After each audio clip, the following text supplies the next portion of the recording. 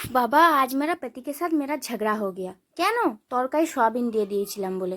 ও মা, কি মাথা গরম! বলছি তরকায় আবার কেউ সয়াবিন দেয়? মানে তুমি চুপ করো, আগে খেয়ে দেখো, তারপর বলবে যে ভালো হয়েছে কি হয়নি। কিছু আর বললো না, চুপচাপ রইলো। শেষে বলবো ও কি রিয়েকশন করেছিল, ঠিক আছে?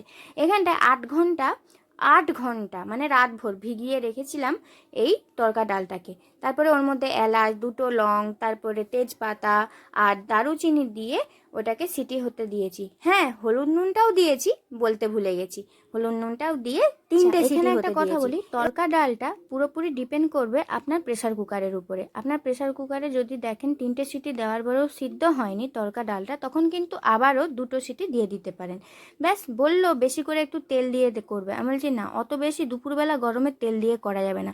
তারপরে আবার এত রকম রান্না, মানে আমার শ্বশুর শাশুড়ি মা দুপুরবেলা এই রুটি তরকা খায় না, এমনিতেও তারা পছন্দ করে না। তাদের জন্য ভাত, আলু পটল দিয়ে মাছের একটা তরকারি, ঢ্যাঁড়সের তরকারি, এত সব করেছি। সত্যি কথাই বলছি, এই রবিবার হলেই না আমার বরমশাইয়ের বিরাট ঝামেলা হয়।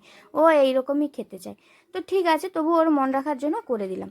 2 থেকে 3 চামচের মতন এখানে তেল দিয়ে দিয়েছি, আর জিরেটা ফোড়ন দিয়েছি। বাকি সব ফ্লেভার তো ওই ডাল সিদ্ধটার মধ্যেই আছে, তাই না? 2টোর মতন বড় সাইজের একটা পেঁয়াজ দিয়ে ভালো করে ভাজা করে নিয়েছি। হলুদটা আগেই দিয়ে দিলাম, কারণ এখানটায় আমরা আদা রসুন বাটাটা যে ব্যবহার করব, না হলে না প্রচুর তেল ছিটকোয়। আর হলুদটা দেওয়ার পরে আদার মুখটা বন্ধই হয়ে যায়, তেল ছিটকোয়ই না, এই জন্য। তারপরে টমেটোটা দিয়ে আর 1 মুঠো সয়াবিনটা দিয়ে দিয়েছিলাম। তো সয়াবিনটা সত্যি কথা বলতে দিয়েছিলাম যে এইটুকু সয়াবিন পড়ে আছে, তার থেকে ভালো তরকায় ব্যবহার করে নেওয়া যাক। সত্যি কথা বলতে এত সুন্দর হয়েছিল তরকাটা, যেন মনে হচ্ছে একটা অন্যরকম একটা ফ্লেভার আসে। যেমন চিকেন ব্যবহার করি আমরা তরকার মধ্যে, সেরকম টাইপের ফ্লেভার। আর কি, এই যে টমেটোটা দেওয়ার পরে আমি দিয়ে দিয়েছিলাম নুন, ভালো করে ঢাকা হতে দিয়েছি 2 মিনিটের মতন। তার মধ্যে আমি ওখানে একটা মশলা রেডি করে নিয়েছি। তরকা মশলা নিয়েছি, জিরে ধনে গুঁড়ো আর একটুখানি কাশ্মীরি লঙ্কা, ব্যাস। আর কোনো মশলা কিন্তু আমি ইউজ করিনি।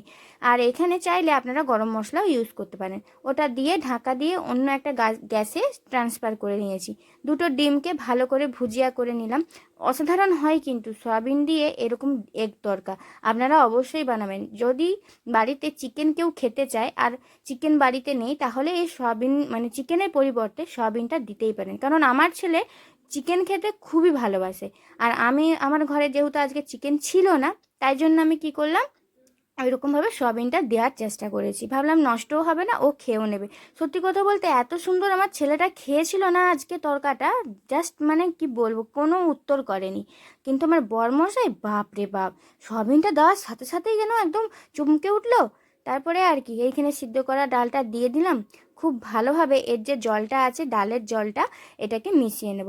হ্যাঁ, আপনারা চাইলে অবশ্যই ডালের জলটা উপর থেকে ফেলে দিতে পারেন, কিন্তু আমি মনে করি এটার মধ্যে সব ফ্লেভার আছে, কারণ ডালটা সিদ্ধ হয়েছে যেহেতু এই জলটার মধ্যে, তাহলে ডালের যা পুষ্টিগুণ সব এই জলটার মধ্যেই আছে, তাই না? আমি এইরকম ভেবে জলটা আর ফেলি না, আর খুব ভালো করে ধুয়ে নিই অবশ্য।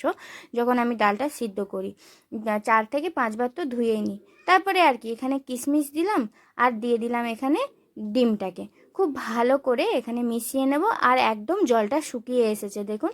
এই অবস্থায় আপনারা চাইলে উপর থেকে ঘি আর ওই কাজু কিশমিশ এগুলোও দিতে পারেন, কাজু দিতে পারেন। তো আমি কাজুটা ডেকোরেশনের জন্য ইউজ করেছি, পরে মিক্স করে নিয়ে এলাম ভালোভাবে। এরকম জলটা শুকিয়ে যাওয়ার পরে নামিয়ে নিয়েছি।